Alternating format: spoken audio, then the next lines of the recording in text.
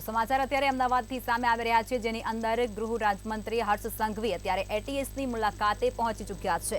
ગૃહ રાજ્યમંત્રી હર્ષ સંઘવી એટીએસની મુલાકાતે પહોંચ્યા। ગુજરાત એટીએસના હેડક્વાર્ટરની રાજ્યના ગૃહમંત્રી દ્વારા મુલાકાત લેવાય છે, જેમાં કરોડો રૂપિયાના ડ્રગ્સ મામલે પોલીસ અધિકારીઓનું તેઓ અભિવાદન કરશે।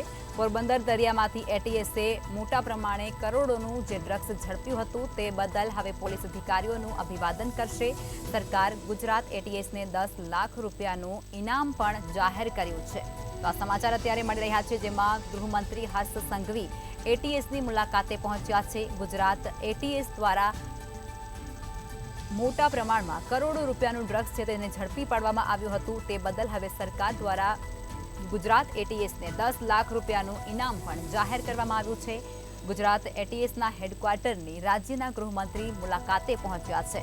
કરોડો રૂપિયાના ડ્રગ્સ મામલે પોલીસ અધિકારીઓનું અભિવાદન તેઓ કરશે અને પોરબંદર દરિયામાંથી એટીએસે કરોડો રૂપિયાનું જે ડ્રગ્સ ઝડપી પાડ્યું હતું તેઓને સફળતા મળી હતી। આ ડ્રગ્સને ઝડપી પાડવામાં તેમાં હવે સરકાર ગુજરાત એટીએસને 10 લાખ રૂપિયાનું ઇનામ પણ જાહેર કર્યું છે।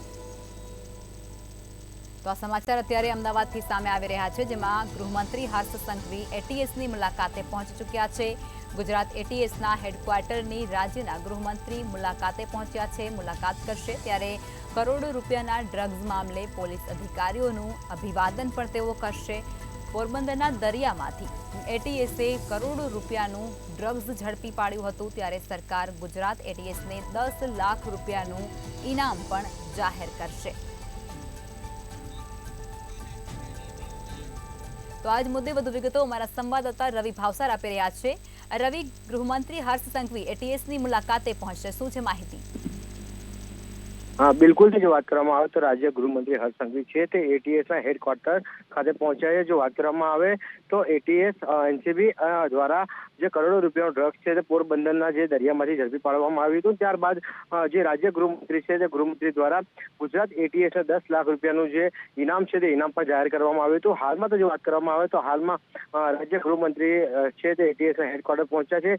હેડક્વાર્ટર ખાતે જે અધિકારીઓ છે, જે પોલીસ જે એટીએસના અધિકારીઓ છે તેમની સાથે હાલ મીટિંગ છે મીટિંગ કરી રહ્યા છે અને જે પ્રમાણે જે કાબિલે દાદ જે કામગીરી છે તે ગુજરાત એટીએસ એનસીબી અને કોસ્ટગાર્ડ દ્વારા કરવામાં આવે છે। કરોડો રૂપિયાનું જે ડ્રગ્સ છે ડ્રગ્સ ઝડપી પાડવામાં આવે છે, તેને લઈને ક્યાંક ને ક્યાંક જે અધિકારીઓ છે તે અધિકારીઓને ક્યાંક ને ક્યાંક અભિવાદન પણ છે તે અત્યારે હાલ રાજ્ય ગૃહમંત્રી હર્ષ સંઘવી દ્વારા કરવામાં આવી રહ્યું છે। અને સાથે જ જે ગુજરાતમાં ડ્રગ્સ કરોડો રૂપિયાનું કેવી રીતના આવતું રોકી શકાય તેને લઈને પણ જે ચર્ચા વિચારણા છે તે ચર્ચા વિચારણા કરવામાં આવી રહી છે। જી રવિ, વિગતો સાથે જોડાવા બદલ ધન્યવાદ। તો સમાચાર મળી રહ્યા છે, જેમાં ગૃહમંત્રી હર્ષ સંઘવી એટીએસની મુલાકાતે